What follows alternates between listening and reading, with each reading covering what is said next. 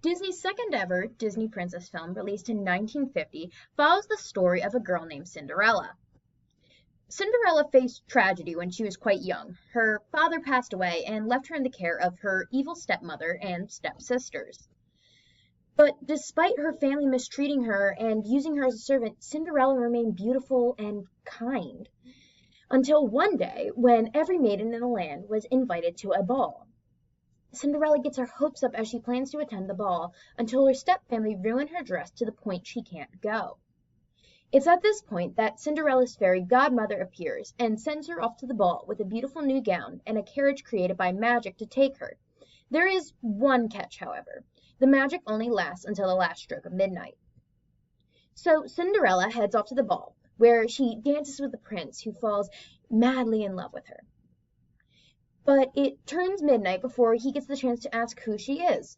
So she gets to rush back home before the magic wears off, leaving nothing but a slipper on the palace steps. The prince then takes the slipper and uses it to track down the girl he fell in love with. The news reaches the household, and Cinderella's stepmother tries to prevent Cinderella from trying on the slipper, but in the end, she fails. Cinderella's foot fits the glass slipper. Her and the prince were married, and they all live happily ever after. The intended message of Cinderella is sung in the song "A Dream is a Wish Your Heart Makes," and is the line, "If you keep on believing, the dream that you wish will come true." We receive this message because despite all the pain, misery, and suffering she has faced under the rule of her evil stepmother, Lady Tremaine, Cinderella has remained kind, compassionate, and most importantly, hopeful.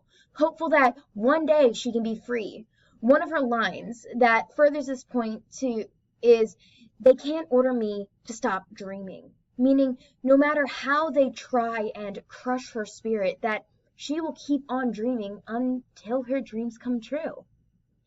The problem that comes with this film is when you look at what steps Cinderella took in order to achieve this dream, which is absolutely nothing. While she remains hopeful and optimistic that her situation in life will improve, she does nothing to fix it herself. When her fathers die, you can estimate based on her height that she's around the age of 8 or 9.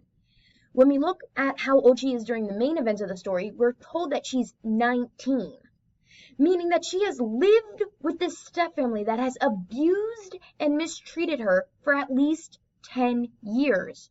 While we don't know exactly how bad she had it during those 10 years, we do see the fact that she did nothing to fix it. She is still in this household that mistreats her, and in the end, she wasn't the one who fixed her situation. A magical fairy godmother and a prince did. People that in real life aren't going to be there to help you. This can be a very bad message to any child or even adult watching this who is being mistreated at home, telling them that they just need to stay optimistic and one day their situation will improve.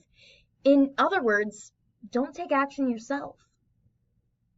The sequels and live-action remake help to add a lot more to Cinderella's story and help to make her a stronger female character. In Cinderella 3, A Twist in Time, we watch as one of Cinderella's stepsisters, Anastasia, discovers and borrows the fairy godmother's wand, which she promptly gives to her mother, who then uses its magic to go back in time and make it so the glass slipper fit Anastasia. It's after this happens that we see Cinderella take a lot of action. She travels to the palace, and despite every obstacle thrown her way, she makes her dream come true. We hear her sing this new and improved moral to the story as she now sings that she wants so much more than a dream. Along with the sequel, there is also the live-action remake, where there are quite a few big changes to this retelling. One of them being that we get to meet her mother and see the impact that she left on Cinderella, telling her to have courage and be kind. This new message becomes the new moral of the story, because it is this courage and kindness that Cinderella displays that causes the fairy godmother to come to her aid. This is way better because Cinderella does do something in this version. She puts the needs of others before her own. So while the original movie's lessons of believing in your dreams can be taken out of context, The sequel and remake take great strides in fixing this and make it so that Cinderella does take action for herself. And in the live action remake, she even stands up to her stepmother.